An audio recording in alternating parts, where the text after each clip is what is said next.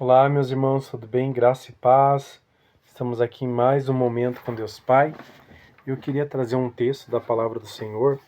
Está registrado aqui no livro de Gênesis, capítulo 37, versículo 36, que diz assim: Nesse meio tempo, no Egito, os midianitas venderam José a Potifar, oficial do faraó e capitão da guarda. Irmãos, nós estamos aqui diante de um texto da Bíblia Sagrada, bem ali conhecido pelos amantes da palavra do Senhor, a respeito de José, né? José aqui no capítulo 37 de Gênesis, ali nos seus 17 anos, ele tinha ganhado uma túnica de várias cores do seu pai.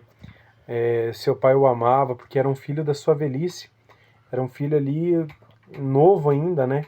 Então os outros todos já estavam grandes, avançados, e ele era o filho mais novo. Então, é claro que o pai tem que dar uma atenção um pouquinho maior para aquela criança, né, até ela se tornar um jovem, né, enquanto os outros já estavam com suas famílias, a maioria casados, tudo em ordem. E ali ele teve que, tinha mais, aquele que estava mais perto, digamos assim. Não que ele não amasse os outros, mas a palavra do Senhor diz que ele acabou amando José ainda mais que os outros. E de repente ele teve sonhos, Deus falou com ele em sonhos, contou para seus irmãos o invejavam, até que um dia decidiram fazer o mal contra ele. Jogaram ele na cisterna, quando ele foi ver onde estavam os seus irmãos, se estavam bem, porque eles cuidavam ali das cabras, de animais, e às vezes para achar pasto eles tinham que ir a longas distâncias. E ele foi, encontrou eles em Dotã. A palavra do Senhor diz que quando ele encontrou lá, os irmãos já falaram: lá vem o sonhador. Lá vem aquele que sonha, né? Porque ainda que você não imagine, às vezes tem gente que inveja aquilo que você tem, aquilo que um dia Deus te deu no coração, aquele sonho, né? E muitos não acreditam que às vezes você pode chegar onde Deus quer que você chegue. Só que mal sabiam eles que tudo que eles estavam fazendo era permitido como se fosse o propósito de Deus na vida de José. Porque ele foi jogado na cisterna, queriam matá-lo, e a palavra do Senhor diz que não conseguiram. De repente, um dos irmãos falou: vamos vendê-lo. Judá vendeu, falou para vendê-los. Venderam para os midianitas chegaram e venderam depois lá no Egito para a casa de Potifar, que era um homem importante ali para Faraó, né? Ele era um capitão da guarda. E você vê que José ele prospera, irmãos. Na casa de Potifar, ele é acusado, depois de uma coisa que ele não fez. Aí ele vai para a prisão. Deus livra ele da prisão até chegar ao governo lá com Faraó, né, para governar o Egito. O que eu quero dizer com isso, meus irmãos? Depois de tudo isso, teve fome, depois teve bonança, depois teve fome.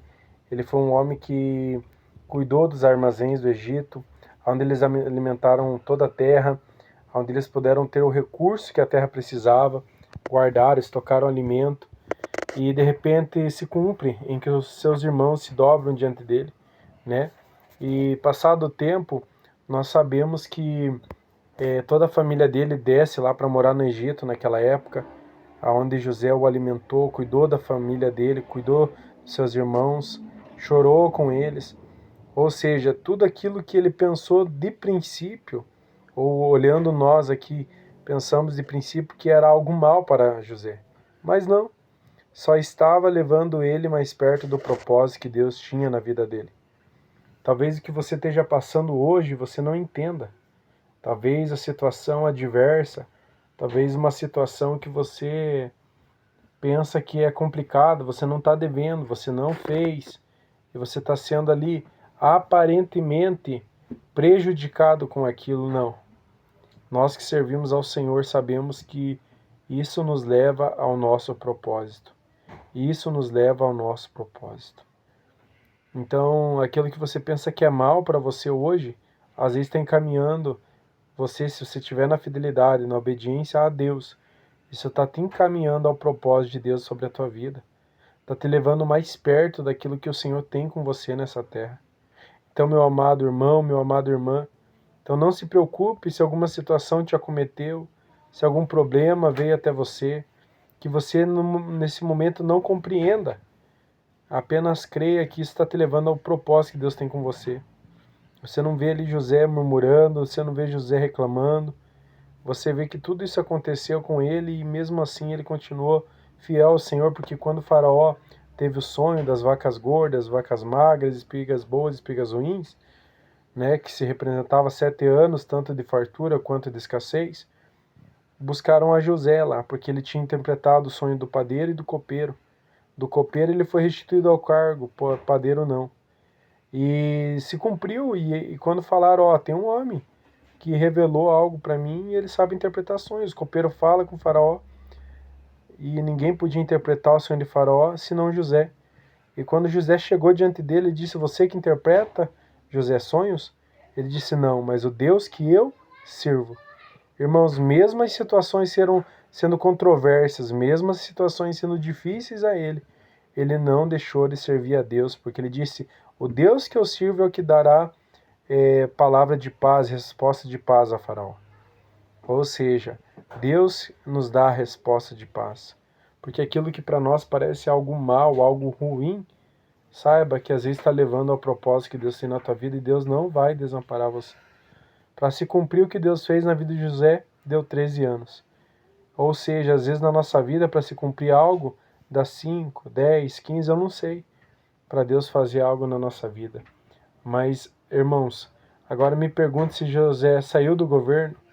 Não, ele continuou no governo até o dia da sua morte.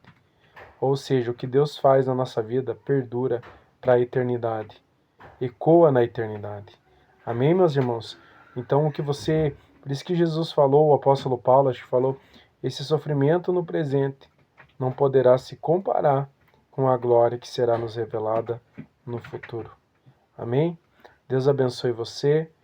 Queria estar orando por você nesse momento. Senhor, nos faz entender os teus desígnios, Pai. Nos faz entender os teus caminhos, os teus planos, os teus propósitos para com a nossa vida, Senhor. Nos faz entender, Senhor. Perdoa os nossos erros, nossos pecados, nossas falhas. Perdoa as nossas iniquidades e transgressões. Nos faz viver o teu propósito, Papai. E que o teu nome, acima de tudo, seja glorificado. Desde já te agradecemos por tudo, Pai. Faz com que essa pessoa que está ouvindo essa mensagem entenda os teus planos, os teus desígnios, os teus propósitos na vida dela. Em nome de Jesus. Amém. Deus abençoe, meus irmãos, em nome de Jesus.